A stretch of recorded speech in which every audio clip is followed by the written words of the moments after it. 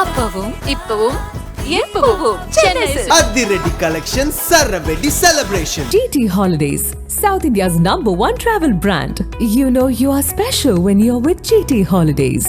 பழைய நகையை கொடுத்து 5 to 11 monthsல அதே அடைக்கு புது நகையை எடுத்துக்கோங்க. எக்ஸ்ட்ராவா ₹1 தர வேண்டாம். Magic old gold exchange.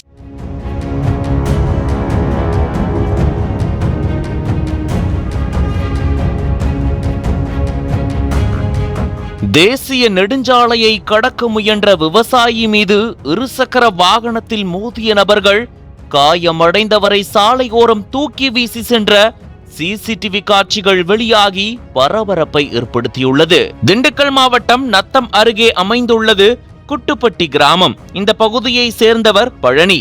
60 வயதான இவர் விவசாயம் சார்ந்த தொழில்களை செய்து வந்துள்ளார். விவசாயி பழனி கடந்த 24ஆம் தேதி மதியம் நத்தம் துவரங்குறிச்சி தேசிய நெடுஞ்சாலைக்கு அருகில் உள்ள தனது உறவினர் வீட்டுக்கு சென்றுள்ளார். அந்த நேரத்தில் நத்தம் சுற்றுவட்டார பகுதிகளில் கனமழை வெளுத்து வாங்கியிருக்கிறது. இதனிடையே தனது உறவினர்களிடம் நலம் விசாரிக்க சென்ற பழனி இரவு நேரத்தில் அங்கிருந்து மீண்டும் தனது வீட்டுக்கு திரும்பிக் கொண்டிருந்தார்.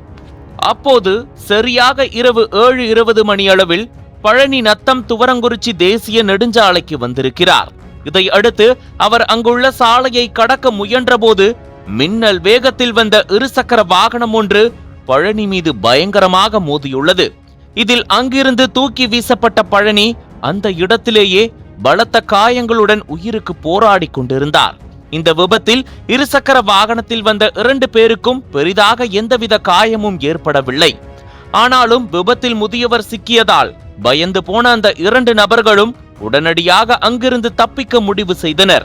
அந்த நேரத்தில் சிறிதும் மனிதநேயம் இல்லாமல் இரத்த காயங்களுடன் உயிருக்கு போராடி கொண்டிருந்த பழனியை மருத்துவமனைக்கு அழைத்து செல்லாமல் அங்கிருந்த சாலைக்கு ஓரமாக தூக்கி வீசினர்.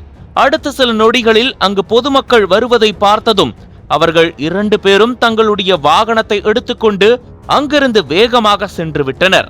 பின்னர் இது குறித்து தகவல் அறிந்து வந்த நத்தம் போலீசார் பழனியை மீட்டு அங்குள்ள அரசு மருத்துவமனைக்கு அனுப்பி வைத்தனர். அங்கு மருத்துவர்கள் அவரை பரிசோதித்ததில் பழனி ஏற்கனவே இறந்து விட்டதாக தெரிவித்தனர். தொடர்ந்து பழனியின் உடலை பிரேத பரிசோதனைக்காக அனுப்பி வைத்துவிட்டு போலீசார் இச்சம்பவம் குறித்து வழக்கு பதிவு செய்து விசாரணை மேற்கொண்டு வருகின்றனர். அதில் விபத்தை ஏற்படுத்திவிட்டு தப்பியோடிய 2 நபர்களும் மது போதையில் இருந்தார்களா அல்லது வேறு ஏதேனும் காரணமா என்பது குறித்து துப்பு துளக்கி வருகின்றனர். தற்போது முதியவர் மீது இருசக்கர வாகனத்தில் மோதிய நபர்கள் அவரை சாலை ஓரமாக தூக்கி வீசி சென்ற சிசிடிவி காட்சிகள் வெளியாகி அனைவரையும் பதற வைக்கிறது.